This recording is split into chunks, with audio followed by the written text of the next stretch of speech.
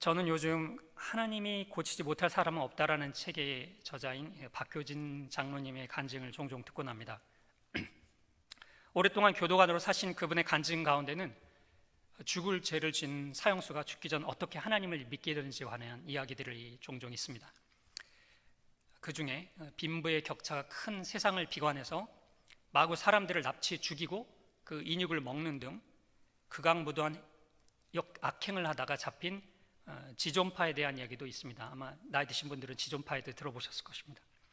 아무도 감히 그들을 전도할 엄두도 못 내던 그때 몇 명의 그리스도인들이 주님의 마음으로 기도하며 사랑과 복음을 전하였고, 마침내 그들이 예수님을 영접하고 또 죽기 전에 그들이 장기를 기증하고 또 사형장에 이슬로 사라지기 전에 하나님에 대한 그들의 신앙을 고백하고 하나님을 찬송하다 그렇게 천국에 가는 그런 간증이 있습니다. 그 간증을 들으면 정말 하나님이 고치지 못할 사람은 없다라는 그런 생각을 해보게 됩니다. 또 한 가지 이야기 제 기억에 남는 것은 어떤 명문대를 나와서 약사로 남부러울 것이 없이 사는 한 여인에 대한 이야기입니다. 그러나 어찌된 이유인지 남편과의 불화가 너무도 극심해서 마침내 이 여인은 남편을 청부살인을 하게 되고 그로 말미암아 사형수가 됩니다. 그리고 감옥에서 성경을 읽다가 하나님을 만나게 돼서 회개하고 정말 예수님의 사랑과 복음을 그곳에 있는 모든 그 동료 죄수들에게 전하다가 그도 형장에 있으로 사라지기 전에 하나님을 향한 신앙을 고백하고 주님을 찬송하다가 죽는 것을 보게 됩니다. 이 이야기들을 들으면서 저는 이제 두 가지를 공통점을 생각하게 되었습니다. 첫째는 죄인을 구원하시는 하나님의 사랑입니다. 이거 다른 말로 성교라고 할 수 있겠죠. 하나님은 사람을 통해 그분의 구원의 은혜를 증거하시지만 궁극적으로 그들에게 구원을 베푸시는 것은 하나님입니다. 우리 하나님은 선교사 하나님이십니다. 둘째는 이 선교의 결말이 예배라는 것입니다. 이 사형수들은 모두 하나님이 어떤 분인지를 믿음으로 고백하고 하나님을 찬송하였습니다. 열방으로 기쁘게 하라는 책에서 존 파이퍼 목사님은 이렇게 말씀하셨습니다. 교회의 궁극적인 목적은 선교가 아니라 예배이다. 선교는 예배가 없기 때문에 존재한다. 즉 우리가 선교하는 궁극적인 목적은 예배가 없는 곳에 하나님을 예배하도록 하기 위함인 것입니다. 사실 성경 전체는 예배와 선교에 대한 이야기입니다. 성경은 하나님의 구속사를 기록한 책이라는 말을 들어보신 적이 있을 것입니다. 성경은 이 세상을 만드신 하나님께서 인류 역사를 통해서 죄 가운데 죽을 수밖에 없는 인류를 어떻게 구속하셔서 그분을 예배하도록 하시는지에 대한 이야기입니다. 하나님은 태초에 온 세상을 만드실 때 그분의 영광을 드러내시며 그 창조의 절정으로 인간을 하나님의 형상대로 만드시어 그분을 예배하도록 하셨습니다. 그러나 아담과 하와가 하나님께서 인간을 창조하신 소명을 거부하고 사단의 목소리에 귀를 기울임으로 그 이후로 모든 인류는 죄악 가운데서 오늘날까지 멸망의 길을 걷고 있습니다. 인생을 오래 살면 살수록 우리가 살고 있는 세상이 얼마나 엄청난 죄와 사망의 권세 아래서 소망 없는 멸망의 길을 가고 있는지를 경험합니다. 의학기술을 통해 인간은 수명을 연장하고 많은 문명의 이 길을 통해 보다 안락하고 행복한 인생을 살고자 하지만 누구도 죽음을 피할 수 없으며 인생은 너무도 고단하며 헛됩니다. 이 모든 것이 다 인간이 하나님을 떠나 자신이 인생의 주인이 되고자 한 결과입니다. 하나님이 없는 인생은 소망이 없습니다. 우리는 우리 자신이 인생의 주관자가 되고자 하나 우리는 온 세상에 가득한 우리 자신과 또 세상에 가득한 죄는 우리 모두를 멸망의 길로 몰아갑니다. 우리는 이 팬데믹의 시대에 얼마나 인간이 연약하고 비참한 존재인지를 여실히 느끼며 살아갑니다. 그러나 하나님은 우리를 절망에 내버려 두지 않으셨습니다. 인간의 죄악의 극치로 노아의 홍수와 바벨탑의 사건으로 인한 흩어짐을 당했을 때 하나님은 한 사람을 부르시어 그를 통해 세상의 모든 족속이 복을 얻을 것을 말씀하셨습니다. 창세기 12장 1절에서 3절에서 주님은 이와 같이 말씀하십니다. 여호와께서 아브라함에게 이르시되 너는 너희 본토 친척 아베 집을 떠나 내가 내게 지시할 땅으로 가라. 내가 너로 큰 민족을 이루고 내게 복을 주어 내 이름을 창대케 하리니 너는 복의 근원이 될지라. 너를 축복하는 자에게는 내가 복을 내리고 너를 저주하는 자에게는 내가 저주하리니 땅의 모든 족속이 너를 인하여 복을 얻을 것이니라 하신지라. 주님의 이 약속은 약 2000년 후 아브라함의 후손인 예수 그리스도를 통해 성취되었습니다. 하나님이 성육신하시어 이 땅에 오신 예수님은 우리에게 구원의 복된 소식을 전하신 선교사 하나님이십니다. 예수님은 우리를 위하여 십자가에 죽으시고 사흘 만에 부활하셨으며 죄와 사망의 권세를 이기셨습니다. 그러므로 누구든지 그분을 믿는 자마다 영원한 생명을 얻는 놀라운 은혜를 주셨습니다. 그리고 주님은 우리에게 이 하나님 나라의 복음을 온 세상에 전하는 선교사로 살아가라고 명령하셨습니다. 예수께서 나와 가라사대 하늘과 땅의 모든 권세를 내게 주셨으니 그러므로 너희는 가서 모든 족속으로 제자를 삼아 아버지와 아들과 성령의 이름으로 세례를 주고 내가 분부한 모든 것을 가르쳐 지키게 하라. 볼지어다 내가 세상 끝날까지 너희와 항상 함께 있으리라 하시니라. 마태복음 28장 18절에서 20절의 말씀. 그러므로 우리는 주님의 재림과 함께 임하게 될 하나님 나라의 완성을 바라보며 소망을 가지고 인내하며 믿음의 선한 싸움을 싸우며 아직 주님을 예배함이 없는 그곳이 그분을 예배하는 하나님 나라가 되도록 그 확장을 위해서 선교의 사명을 감당해야 합니다. 오늘 저희가 들을 요한계시록 7장 9절부터 17절 말씀은 이 선교의 완성, 곧 마지막 날에 있을 새하늘과 새 땅에서 예수 그리스도께서 그분의 피값으로 사신 이들, 즉 예수님의 피로 구속받은 이들이 하나님을 예배하는 장면입니다. 요한계시록은 예수님께서 사도 요한을 통해 앞으로 일어날 일들을 오늘날 믿음의 선한 싸움을 싸우고 있는 모든 교회에게 알려주시는 주님의 말씀입니다. 특별히 이 계시의 말씀은 주님께서 구속사를 통하여 약속하시고 해오셨던 그분의 구원의 완성이 어떻게 이루어질지를 보여줍니다. 이 요한계시록 말씀을 통해 선한 싸움을 싸우는 성도분들에게는 큰 위로와 소망이 임하고 또 아직 믿음의 확신이 없거나 침륜에 빠져있는 성도분들에게는 영적인 각성과 주님을 만나는 시간이 되시기를 기도합니다. 오늘 말씀을 통해서 첫 번째로 우리가 기억해야 할 사실은 우리는 구원의 새 노래를 부를 것이라는 것입니다. 우리는 구원의 새 노래를 부를 것입니다. 다시 한번 요한계시록 7장 9절부터 12절을 읽겠습니다. 2일 후에 내가 보니, 우리 한번 같이 읽을까요?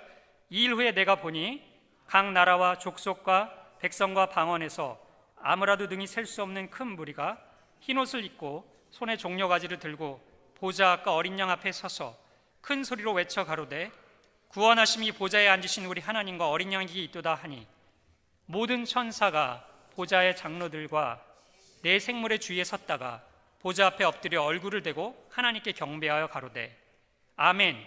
찬송과 영광과 지혜와 감사와 존귀와 능력과 힘이 우리 하나님께 세세도록 있을지로다. 아멘 하더라.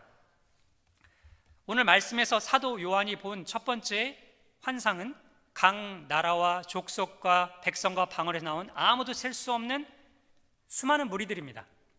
이것은 아까 우리 조금 전에 읽었던 창세기 12장 1절에 3절 말씀, 그리고 그 이후에 나오는 창세기 15장과 17장에 하나님께서 아브라함에게 약속하신 말씀의 궁극적인 성취입니다. 아브라함의 뜻은 열국의 아비입니다. 아브라함으로 자손으로 오신 예수 그리스도께서 십자가의 구속으로 말미암아 그분을 믿는 모든 자들이 그들의 얼굴 생김새, 피부 색깔, 언어와 문화를 초월하여 모두가 하나님의 자녀가 되어 그들을 구원하신 하나님과 어린 양을 새 노래로 찬송하는 것입니다. 찬송할 것을 보여주고 있습니다. 구원하심이 보좌에 앉으신 우리 하나님과 어린 양에게 있도다. 이들은 흰옷을 입고 손에 종려가지를 들고 있습니다. 흰옷은 거룩과 순결을 상징하고 종려가지는 구원과 승리를 상징합니다. 이들은 이마에 하나님께 속한 그분의 백성임을 뜻하는 표를 받은 14만 4천 명, 즉 어린 양의 피로 구속받은 하나님의 백성입니다. 상징적인 숫자가 자주 등장하는 요한계시록에서 14만 4천 명은 문자적인 숫자가 아닌 하나님의 백성, 즉 여기서는 이스라엘 12지파를 상징하는 숫자 11을 제곱한 144에 많다라는 의미의 천을 또한 곱한 그러한 숫자입니다. 곧 하나님의 모든 어린 양의 피로 구속받은 하나님의 백성을 의미하는 것이죠. 이들이 부르는 노래는 새 노래입니다. 시편에는 새 노래라는 표현이 여러 번 나옵니다. 한 예로 시편 40장 3절에서 시편 기자는 새 노래 곧 우리 하나님께 올릴 찬송을 내 입에 두셨으니 많은 사람이 보고 두려워하여 여호와를 의지하리로다 하고 찬송합니다. 어떻게 그들이 부른 노래가 새 노래인 걸 알 수 있을까요? 요한계시록 14장 3절이 말씀하고 있습니다. 거기서 이 어린 양의 피로 구속받은 하나님의 백성들에 대해 이와 같이 말합니다. 저희가 보좌와 내 생물과 장로들 앞에서 새 노래를 부르니 땅에서 구속함을 받은 14만 4천인 밖에는 능히 이 노래를 배울 자가 없더라. 이 새 노래라는 표현이 나오는 성경 말씀 중에 특별히 시편들의 문맥을 보면 새 노래가 주님의 구원과 연관되어 있는 것을 알 수 있습니다. 오늘 설교 본문인 요한계시록 7장 9절에서 12절에서 죽임당하시고 다시 사신 어린 양을 통해 구속받은 하나님의 백성들이 보좌에 앉으신 하나님과 어린 양께 새 노래로 그 행하신 구원을 찬송하는 것을 볼 수가 있습니다. 이와 더불어 하늘에서는 모든 천사들의 예배가 이어집니다. 가로되 아멘, 찬송과 영광과 지혜와 감사와 존귀와 능력과 힘이 우리 하나님께 세세도록 있을지어다. 아멘 하더라. 지금 우리가 예배를 드리는 이 순간에도 지구 곳곳의 나라들에서 어린 양의 피로 구속받은 수많은 백성들과 족속들이 그들의 언어로 하나님과 어린 양 예수 그리스도의 구원을 새 노래로 찬송하며 그분을 예배하고 있습니다. 그리고 이것에 화답하여 하늘에서도 천군 천사들이 주님의 영광과 지혜와 감사와 존귀와 능력과 힘을 찬송하며 그분을 예배하고 있습니다.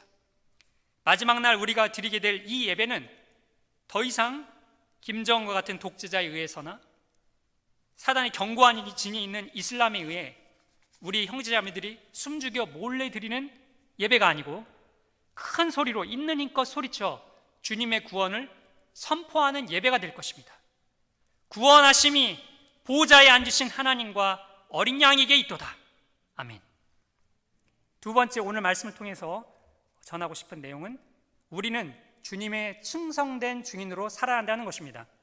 우리는 주님의 충성된 증인으로 살아야 합니다. 13절과 14절을 다시 한번 우리 읽어보겠습니다. 같이 읽겠습니다. 장로 중에 하나가 응답하여 내게 이르되 이 흰옷 입은 자들이 누구며 또 어디서 왔느뇨? 내가 가르되 내 주여 당신이 알리이다 하니 그가 나더러 이르되 이는 큰 환난에서 나오는 자들인데 어린 양의 피에 그 옷을 씻어 희게 하였느니라. 아멘. 요한계시록 7장 13, 14절에 네 장로 중 한 명이 흰옷 입은 이들의 정체와 기원에 대해 요한에게 질문합니다.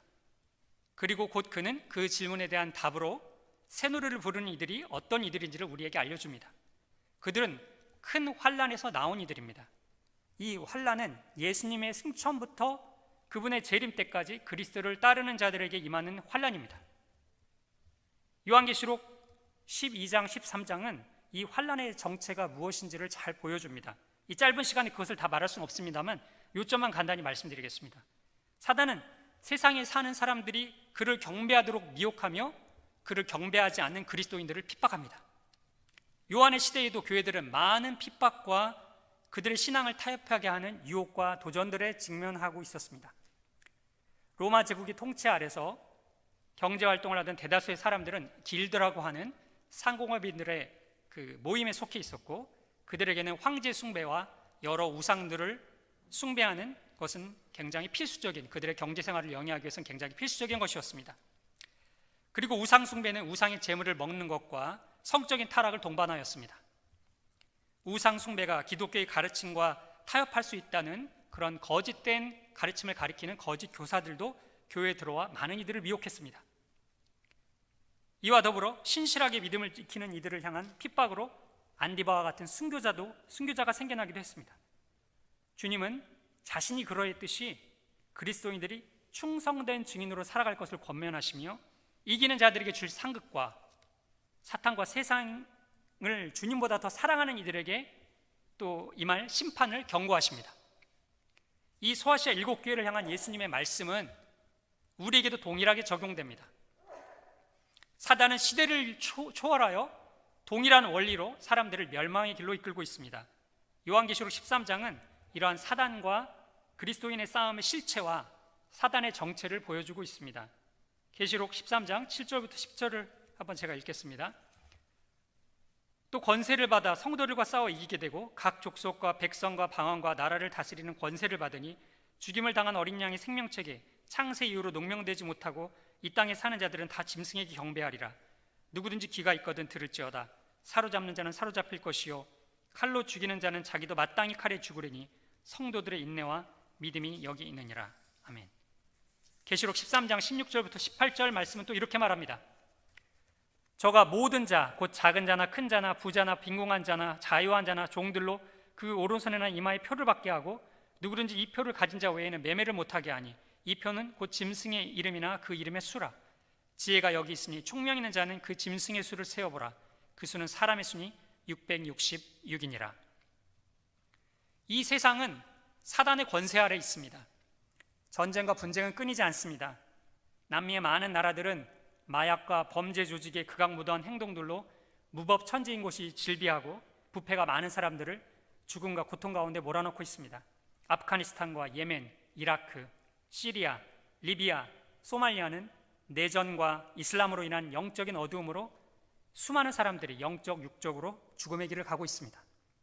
또 북한, 중국, 러시아, 이란, 사우디아라비아, 터키에는 스트롱맨, 즉 독재자들도 인해 수많은 사람들이 고통을 당하고 있습니다. 그리고 이 나라에 있는 수많은 그리스도인들이 그들의 믿음을 인해 엄청난 핍박과 죽임을 당하고 있습니다. 비단 제가 언급한 나라들 뿐이겠습니까? 제가 튀니지에 있을 때 이슬람 신앙을 더 이상 믿진 않지만 또한 예수님을 믿는 것을 주저하는 한 친구가 있었습니다. 어느 날 그와 만나 교회에 데려가서 복음을 전했습니다. 그 친구가 교회에 있는 십자가를 보며 이렇게 말했습니다. 나는 저 십자가가 너무도 무서워 쳐다볼 수가 없다. 제가 그 이유를 물어보았습니다. 내가 예수님을 믿게 되면 나는 주홍글씨처럼 기독교인으로 낙인 찍혀 직업을 얻을 수 있는 기회도 잃어버리고 사람들은 나를 외면하고 경멸할 것이며 어떤 보복이 뒤따를지 모른다 라고 그가 저에게 말했습니다. 저는 그가 속한 사회에서 예수님을 따른다는 것이 어떤 희생과 대가를 치러야 하는 것을 잘 알고 있었지만 예수님만이 길이요 진리요 생명이기에 예수님을 따르라고 권면하였습니다. 여러분에게 주님께서 내 십자가를 지고 나를 따르라고 하신 말씀은 무엇을 의미합니까? 사단은 우리에게 십자가를 지지 말라고 유혹합니다. 예수님을 따라가기 위해서 너무 많은 것을 포기한다고 말합니다. 사단은 우리에게 물질과 쾌락과 안전 보장을 줄 테니 자신을 경배하라고 속삭입니다. 그것은 때때로 너무나 강한 울림으로 우리에게 다가와 거부할 수 없는 것처럼 느껴지기도 합니다. 그러나 계시록은 분명히 말합니다. 사단의 표를 받지 말아라. 그 수는 사람의 수니 666이니라. 사단은 완전하신 삼위일체 하나님처럼 자신이 전지전능하고 자신이 모든 권세를 가지고 있다고 자신을 경배할 것처럼 우리에게 거짓말을 합니다. 그러나 속지 마십시오. 그의 수는 완전한 삼위일체 하나님의 숫자 777이 아닌 666입니다. 사단은 겉으로 마치 하나님인 것처럼 행세하나 그는 가짜입니다. 요한계시록은 분명하게 사단과 그를 따르는 이들이 영원한 심판 가운데 거할 것을 말합니다. 계시록 20장 10절을 보겠습니다. 같이 읽겠습니다.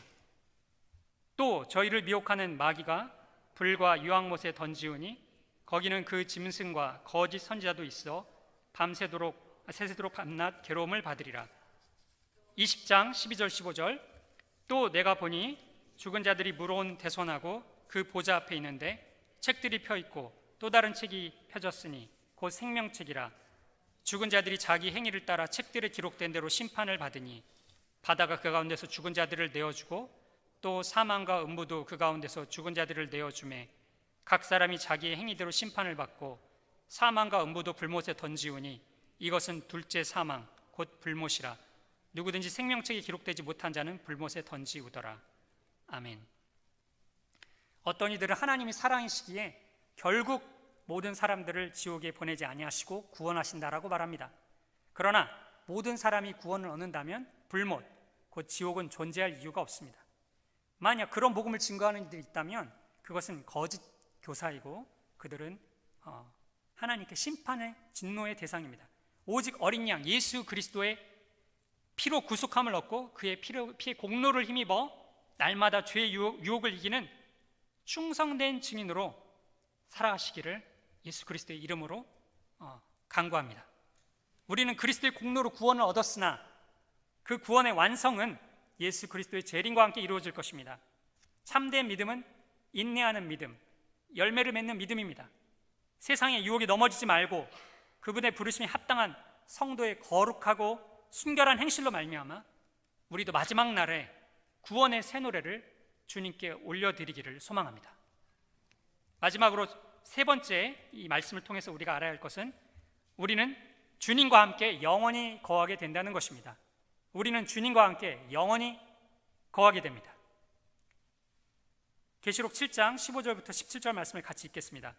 그러므로 그들이 하나님의 보좌 앞에 있고 또 그의 성전에서 밤낮 하나님을 섬기매 보좌에 앉으신 이가 그들 위에 장막을 치시리니 저희가 다시 줄이지도 아니하며 목마르지도 아니하고 해나 아무 뜨거운 기운에 상하지 아니할지니 이는 보좌 가운데 계신 어린 양이 저희의 목자가 되사 생명수 샘으로 인도하시고 하나님께서 저희 눈에서 모든 눈물을 씻어주실 것이미로라. 지금까지 우리는 마지막 때 어린 양의 피로 구속받은 이들이 구원의 새 노래를 부르고 이 노래를 부를 이들은 어린 양의 피로 죄사함을 받고 거룩과 순결한 삶으로 주님의 충성스러운 주님의 삶을 살아가는 이들임을 계시록 말씀을 통해 알게 되었습니다. 그렇다면 우리가 받은 구원의 궁극적인 목적, 또 구원받은 이들에게 기다리고 있는 것은 무엇일까요? 계시록 7장 15절을 통해 주님께서는 우리가 그분과 영원히 거하게 될 것이라고 말씀하십니다. 약속하십니다. 아담과 하와는 죄로 말미암아 거룩하신 하나님 앞에 하나님과 함께할 수 없어서 에덴 동산에서 쫓겨났습니다. 그 후 이스라엘 민족 가운데 장막을 통해 주님께서 그들과 함께 하셨으나 오직 1년에 한 번 속죄일에 피로 정결 의식을 행한 대제사장 한 사람만이 하나님의 보호자의 상징인 지성소에 들어가 이스라엘 민족의 죄를 속죄해달라고 하나님께 간구할 수 있었습니다. 그 아무도 하나님을 본 자가 없고 거룩하신 하나님을 보는 순간 우리의 죄로 말미암아 죽을 수밖에 없습니다. 그러나 예수님께서 다시 오셔서 사단과 그를 따르는 이들을 심판하신 후 구속받은 우리 모두는 새하늘과 새 땅, 곧 새 예루살렘에서 하나님과 어린 양의 보좌를 볼 것이고 그분과 함께 거하게 될 것입니다. 우리는 그분의 거룩한 제사장들로 그분을 섬길 것입니다. 그곳은 이스라엘 민족이 광야에서 뜨거운 햇빛과 배고픔, 목마름의 고통 가운데 있었던 것과 같지 아니하고 드디어 약속의 땅, 가나안 땅에 들어간 것처럼 우리에게 영원한 안식처가 될 것입니다. 더 이상 목마름이 없음은 주님께서 우리의 목자가 되어 영원한 생명샘으로 인도하시기 때문입니다. 그곳은 더 이상 사망과 고통, 슬픔으로 인한 눈물이 없을 것입니다. 요한계시록 7장 15절부터 17절은 요한계시록 21장 3절에서 7절 말씀과 일맥상통합니다. 한번 우리 같이 읽어보겠습니다. 내가 들으니 보좌에서 큰 음성이 나서 가로되 보라 하나님의 장막이 사람들과 함께 있으며 하나님이 저희와 함께 거하시리니 저희는 하나님의 백성이 되고 하나님은 친히 저희와 함께 계셔서 모든 눈물을 그 눈에서 씻기심에 다시 사망이 없고 애통하는 것이나 곡하는 것이나 아픈 것이 다시 있지 아니하리니 처음 것들이 다 지나갔음이로라. 보좌에 앉으신 이가 가라사대 보라 내가 만물을 새롭게 하노라 하시고 또 가라사대 이 말은 신실하고 참되니 기록하라 하시고 또 내게 말씀하시되 이루었도다 나는 알파와 오메가요 처음과 나중이라 내가 생명수 샘물로 목마른 자에게 값없이 주리니 이기는 자는 이것들을 유업으로 얻으리라. 나는 저의 하나님이 되고 그는 내 아들이 되리라. 아멘. 시간상 다 말씀드리지는 못하나 이 약속의 말씀들은 구약의 여러 예언들의 궁극적인 성취들을 보여줍니다. 우리 주님은 역사의 주관자이십니다. 이 세상은 혼돈과 어둠 가운데 갈 길을 잃고 있는 것 같지만 그분의 말씀은 1.1획도 흐트러짐이 없이 그대로 이루어집니다. 이 확실하신 주님의 말씀 앞에 우리는 어떻게 살아야겠습니까? 썩어 없어질 세상의 영광을 위해 사는 인생은 참으로 허무하기만 합니다. 이 세상의 모든 부귀와 영광을 누리다가 허무하게 가는 인생과 세상이 보기에는 헛것 같으나 영원한 영광 가운데 거하는 인생 두 가지 중 여러분은 어떤 인생을 살기를 원하십니까? 저는 죄인 중에 죄인이나 하나님의 은혜로 선교사의 부름을 받아 살아가고 있습니다. 주님은 저뿐만 아니라 우리 모두를 주님의 충성된 증인으로 부르십니다. 주님은 우리 모두 신실하시고 확실한 주님의 구원의 약속을 붙들고 소망 가운데 그분의 구원을 찬송하기를 원하십니다. 세상의 유혹과 핍박을 이겨내고 예배가 없는 곳에 예배가 존재하도록 우리에게 선교적인 교회로 이 삶을 살아가기를 원하십니다. 그래야 마지막 날 우리의 충성된 증거와 믿음의 기도를 통해 온 나라와 백성과 족속과 방언 가운데 아무도 셀 수 없는 많은 우리의 형제 자매들과 함께 새 노래를 부르기 원하십니다.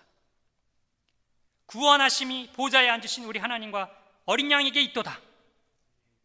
오늘 이 예수 그리스도의 말씀을 듣는 우리 모두가 새 예루살렘에서 우리를 구원하신 주님께 이 새 노래를 부를 수 있게 되기를 간절히 바랍니다. 구체적으로 하나님 나라를 위해 기도해 주시기 부탁드립니다. 믿지 않는 가정과 이웃, 세상과 나라들에 대한 뉴스를 들을 때 그냥 지나치지 말고 기도하십시오. 선교사님들의 기도 편지를 가지고 지속적으로 기도하십시오. 할 수 있다면 선교를 위해 정기적으로 모여 기도하십시오. 기도 가운데 하나님은 일하시고 기도가 선교의 출발점입니다. 마지막으로 요한계시록 3장 13절과 22장 20절 21절 말씀으로 마무리하고자 합니다.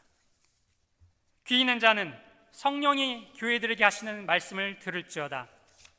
이것들을 증거하신 이가 가라사대 내가 진실로 속히 오리라 하시거늘 아멘. 주 예수여 오시옵소서.